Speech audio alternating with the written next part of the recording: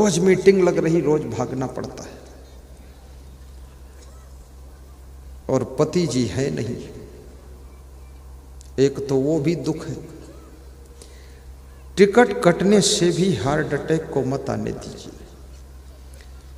और इतनी चिंता मत करो कि तुमको लकवा अटैक हो जाए, पैरालिसिस, असमर्थ हो जाओगे। निश्चिंत भी रहा करो। अभी हमारे नंद किशोर पाटीदार जी ने एक बात बहुत अच्छी बताई कि मनुष्य के भाग्य में जितना है वो तो मिलेगा आपको। अब वो दो प्रकार से मिलता है, चाहे ईमानदारी के रास्ते से प्राप्त कर लो, चाहे बेईमानी के रास्ते से प्राप्त करो। ईमानदारी के रास्ते से प्राप्त करोगे तो उसके प्राप्त होने के बाद खुशियां भी प्राप्त होंगी, और बेईमानी के रास्ते से प्राप्त करोगे, प्राप्त तो होगा पर चिंता भी साथ में प्राप्त होगी। रास्ता दो है, ईमानदारी और बेईमानी। मैं दिल्ली गया था बहुत वर्ष पहले, तो वहां मैंने बोर्ड लिखा देखा, ईमानदार पार्टी और बेईमान पार्टी, ऐसे बोर्ड लगे थे। तो बड़ा विचित्र आदमी, राजनीति में भी बड़ी खुराफात है। खुलेआम छाप दिया पोस्टर, सब ऑटो रिक्शों पर लगा दिया कि बेईमान ये, ईमानदार ये। नाम नहीं लूंगा मैं। और इस बेईमान और ईमानदार के सिंबल से भी, ये सिंबल से भी जीत हो गई उसकी, जो ईमानदार अपने को लिखता था। ईमानदारी का बड़ा प्रभाव है। ईमानदारी में सुख है और सम्मान है। बेईमानी से संपत्ति तो मिल जाएगी पर शांति नहीं मिलेगी, सम्मान नहीं मिलेगा, आदर नहीं मिलेगा। और जो लोग दूसरे के धन को मिट्टी के ढेले के समान समझते हैं और दूसरे की आत्मा को अपनी आत्मा के समान समझते हैं और दूसरी नारियों को अपनी मां बहन के समान समझते हैं, ऐसे लोग भगवान से भी बड़े भगवान माने जाते हैं और उन्हें पूजा करने योग्य होते हैं। शक्लो दुर्मत दूरी करो, अच्छा जन्म बनाओ। चित्त को एकाग्र कर लीजिए, आनंद लेते रहिए और सुनते रहिए। शक्लो दुर्मति दूरी करो, अच्छा जन्म बनाओ। काग गवन गति छोड़ी के हंस गवन चली आओ।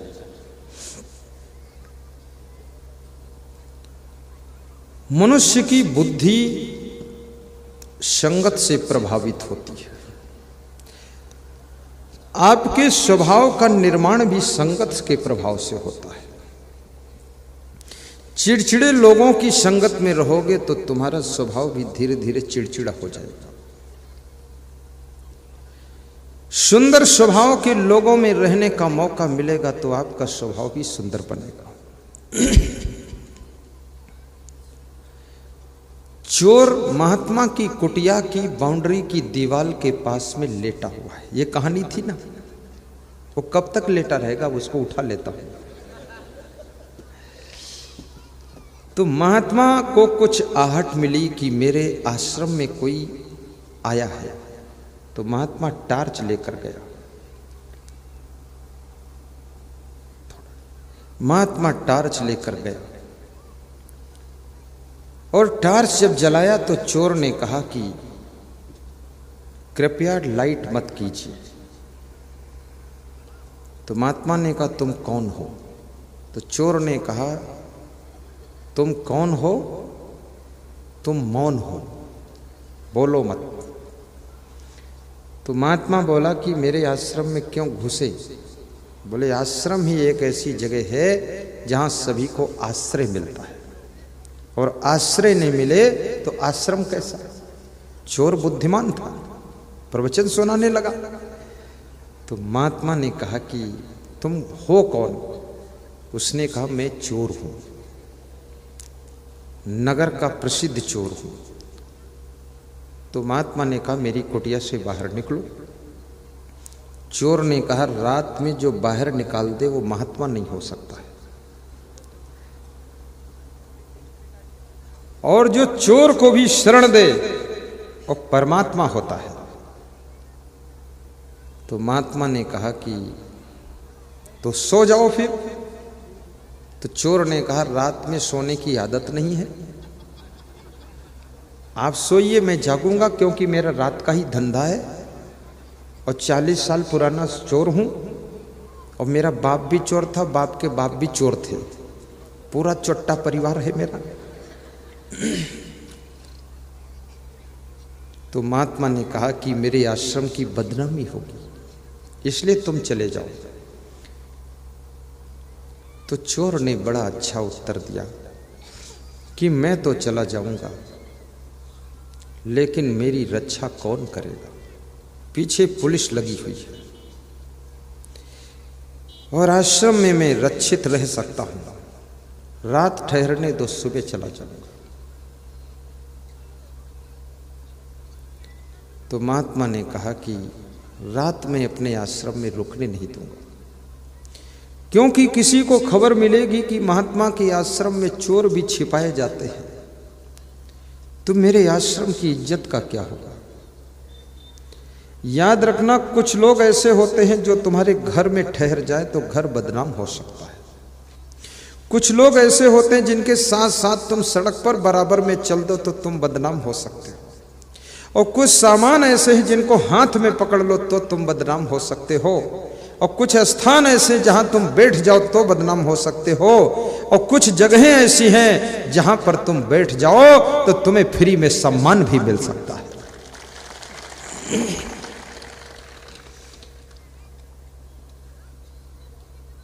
तो चोर ने महात्मा को समझाया कि परहित सरिस धर्म नहीं भाई, आप तो साधु संत ठहरे, मेरे प्रति आपको परोपकार करना चाहिए, ठहरने दो।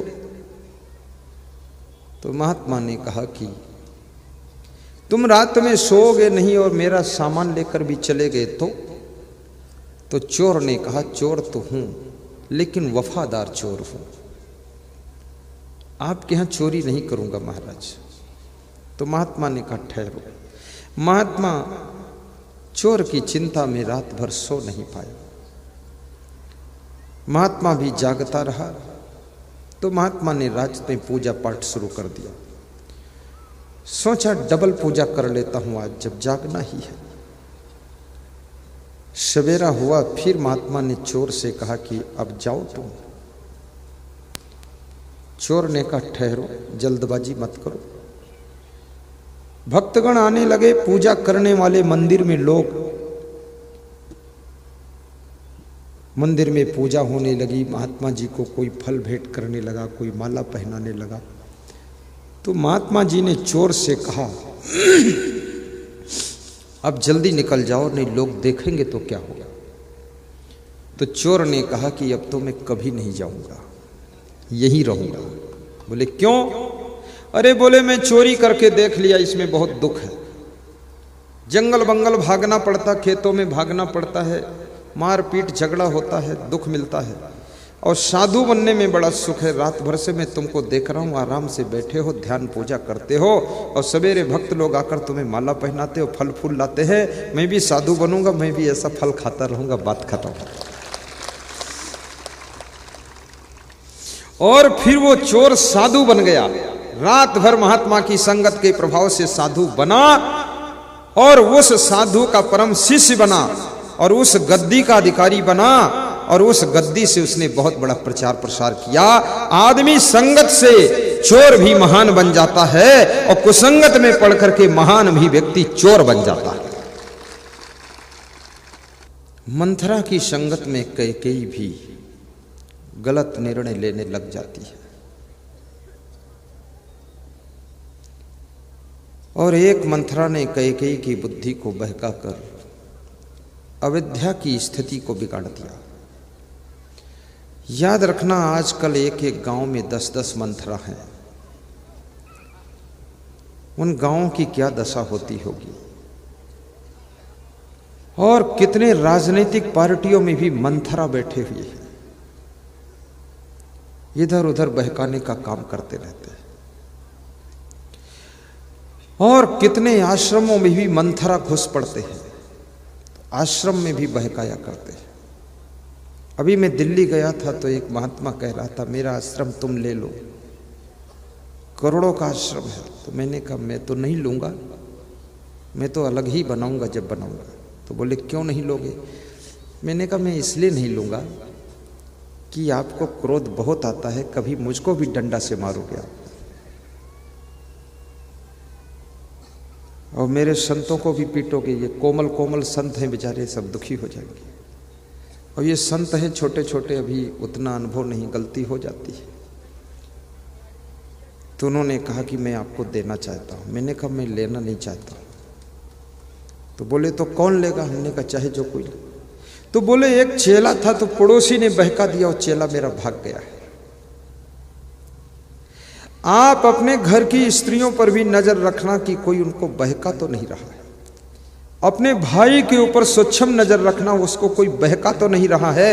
अपने दोस्त पर भी दृष्टि रखना कि उसको कोई बहका कर उसका दिमाग तो नहीं बिगाड़ रहा है। और आप उन सब पे नजर रखना जो तुमसे जुड़े हुए हैं, क्योंकि तुम्हारे संगठन के चैनल को तोड़ने के लिए लोग बहकाने का काम करते हैं और तुम्हारा चैनल बिगाड़ देते हैं।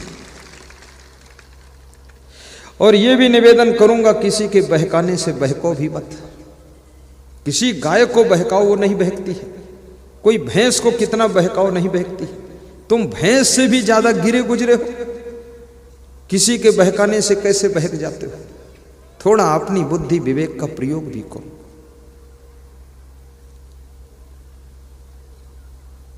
चलना संभल संभल की माया नगर यही है, शक्लो दुर्मत दूरी करो अच्छा जन्म बनाओ। आप अपने जीवन को सुखी बनाना चाहते हैं, पहला काम यह करना कि अच्छी संगत करना। दूसरा काम यह करना कि सद्ग्रंथ धार्मिक ग्रंथों का अध्ययन करना। ज्यादा अध्ययन नहीं कर सकते हो तो रामायण की 4 चौपाई पढ़ो रोज। ज्यादा मोटे ग्रंथ नहीं पढ़ सकते हो तो छोटे छोटे ग्रंथ, यहाँ साहित्य की दुकान लगी है, नए नए प्रकार की नई नई शैली की किताबें ले लो। बरसे कंबल भीजे पानी खरीद लो और उसको पढ़ो। कंबल बरस रहा, पानी भीग रहा है, उस किताब में अद्भुत लिखा है, मैंने ही लिखा है। जीने की राह पुस्तक है एक, सुख की खोज है, उन्नति के पथ है, असंग अमृत वाणी है, भजनावली है, और मेरे गुरु की लिखी हुई 1-2 पुस्तक है। मेरे गुरु ने 95 साल की उम्र में पुस्तक लिखा है और कह रहे थे कि मैं अभी और लिख सकता हूँ। अभी 99 साल उम्र हो गई उनकी। ऐसी छोटी छोटी किताबें भी ले लो, पेन ड्राइव ले लो प्रवचन की। वातावरण आपके घर का सत्संग का होना चाहिए।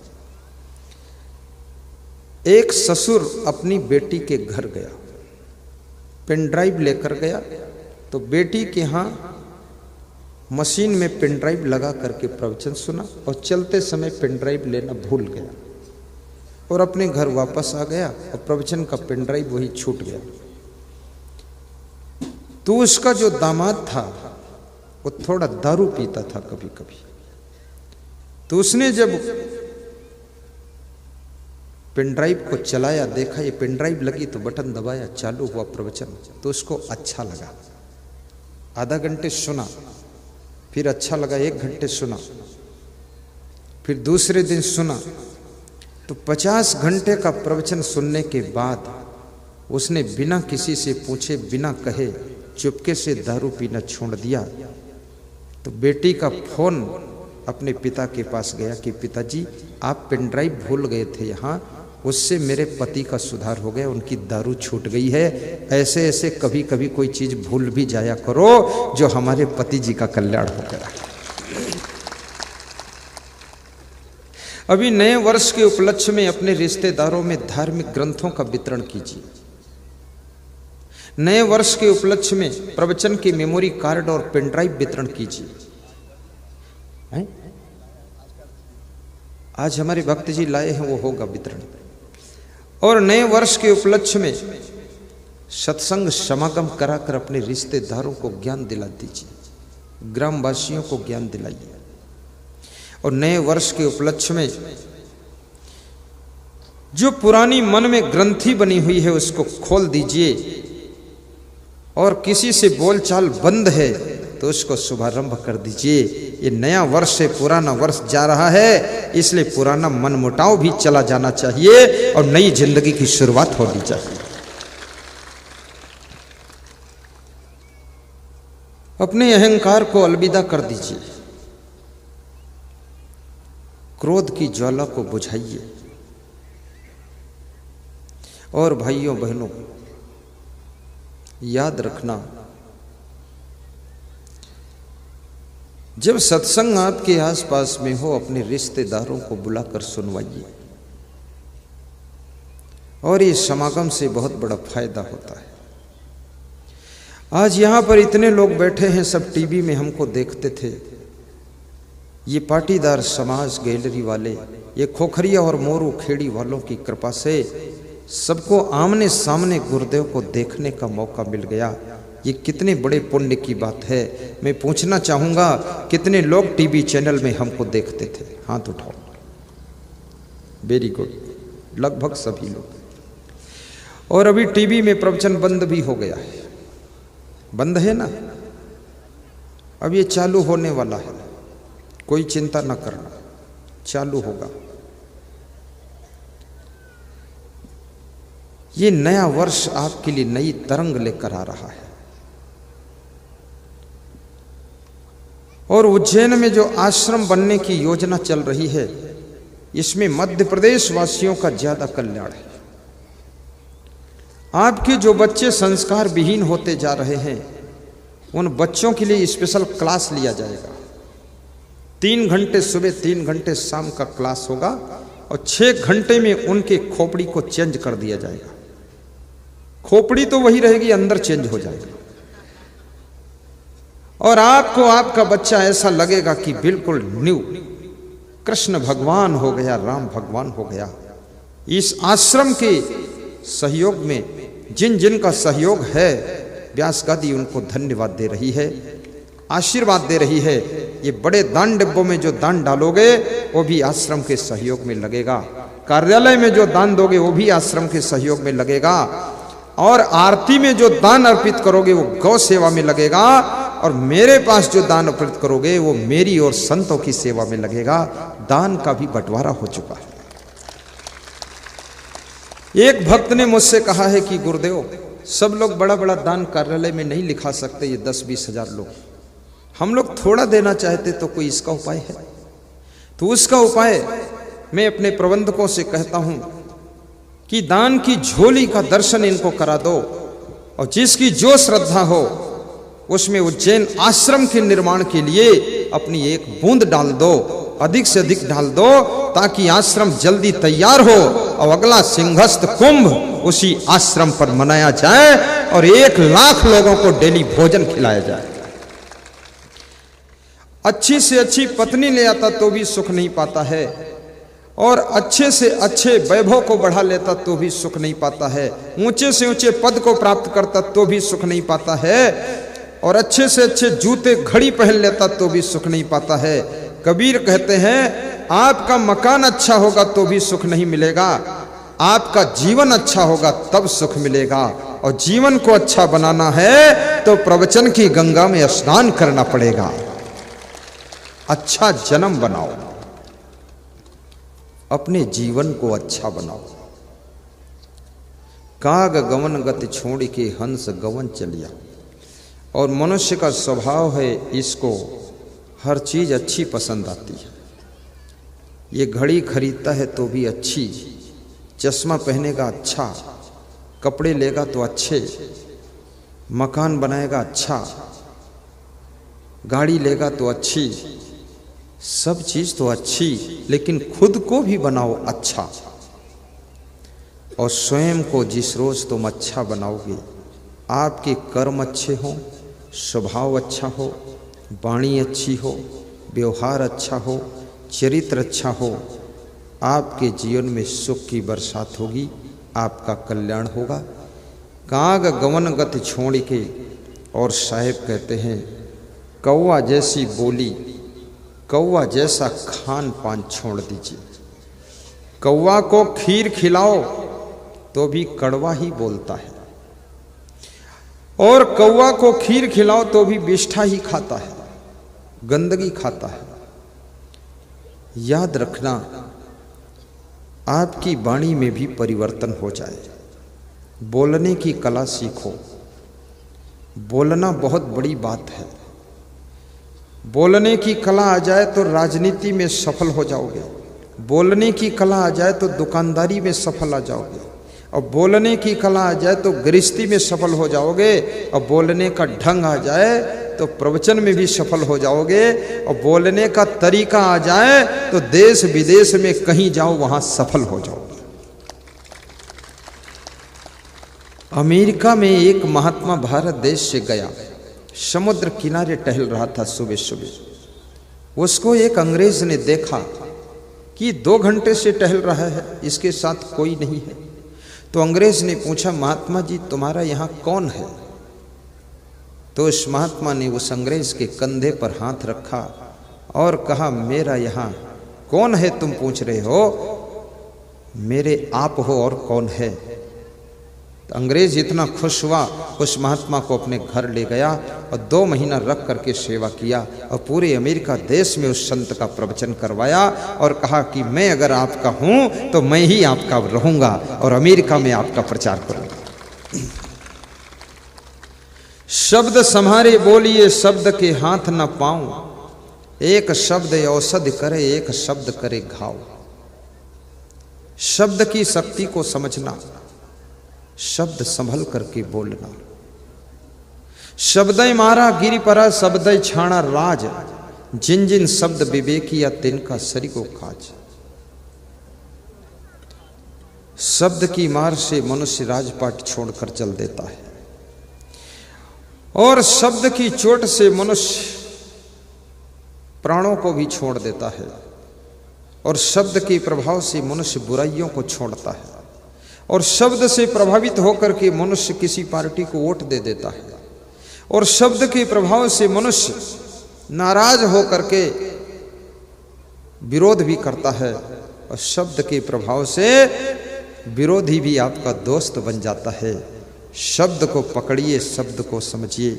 शब्द में बहुत बड़ी शक्ति होती है। शब्दई मारा गिरि परा, शब्दय छाड़ा राज।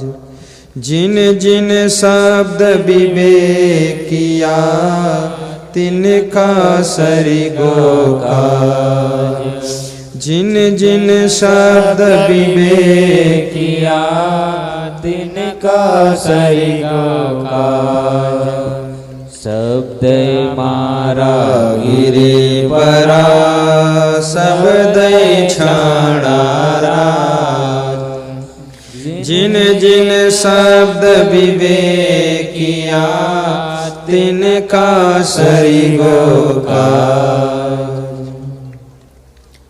धीरू भाई अंबानी, जो देश का सबसे गरीब घर का बालक था, गुजरात का बच्चा, चोरवाड़ा गांव, वो बालक अपनी माँ के जब पैर छूता है तो माँ सिर पे हाथ रखकर कहती है कि बेटा, एक दिन तुम बहुत बड़े धनवान बनोगे, महान बनोगे, बुद्धिमान बनोगे। चना मुरमुरा मंदिर के किनारे बैठकर बेचता था। शाम को 1 रुपया मंदिर में दान कर देता था। पुजारी कहता था तुम गरीब हो, दान मत करो। तो धीरू भाई अंबानी बोलता था कि मेरी माँ ने सिखाया है कि 1 रुपया मंदिर में दान करके आना, भगवान के लिए 1 रुपया अर्पित कर देना। बड़ी विलक्षण बात है। और वो पुण्य, वो दान धीरू भाई अंबानी को भारत देश का सबसे बड़ा उद्योगपति बना देता है। मां का आशीर्वाद, मां के शब्द चरितार्थ हो जाते हैं। मैं आपसे निवेदन करूंगा, मंदिरों में जाना, प्रणाम करना, लेकिन अपने माँ बाप को प्रणाम करना, उनसे जो आशीर्वाद मिलेगा, जो गुरु के चरण छूने से आशीर्वाद मिलेगा, जो संत का आशीर्वाद मिलेगा, उनके मुख से निकले हुए शब्द एक दिन आपको आकाश की ऊंचाई पर उठा देंगे और आप बहुत महान बनोगे। आपके घर की महिलाएं घर की गरिमा को बढ़ाने योग्य बने। आपकी बेटियां आपके घर का और आपके यहाँ से विदा होकर ससुराल जाएं तो वहाँ का भी सम्मान बढ़ाएं, ऐसी उनके लिए शुभकामना है। आपके बच्चे भारत देश के गौरव को ऊंचा करने में मदद करें और आपका जीवन करोड़ों लोगों के जीवन में रोशनी लाए। आपकी सहन शक्ति इतनी बढ़े कि गम खाओ, इतनी खाओ कि गम की हद कर दो, और यमराज के दरबार में पहुंचो तो यमराज का खाता भी रद्द कर दो, यमराज का खाता रद्द कर दो।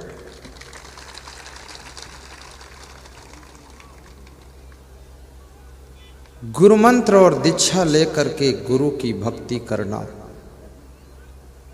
नामदान लेना बहुत आवश्यक है। नामदान न लेने से मनुष्य का जीवन पाना व्यर्थ हो जाता है।